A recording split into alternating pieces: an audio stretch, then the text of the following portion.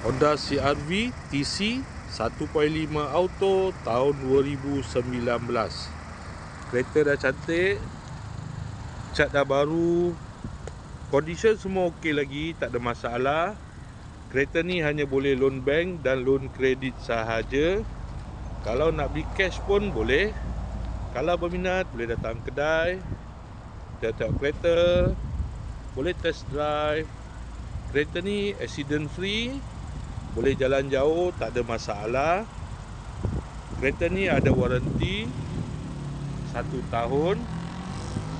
Jom kita tengok bahagian dalam. Dalam masih cantik lagi, leather seat.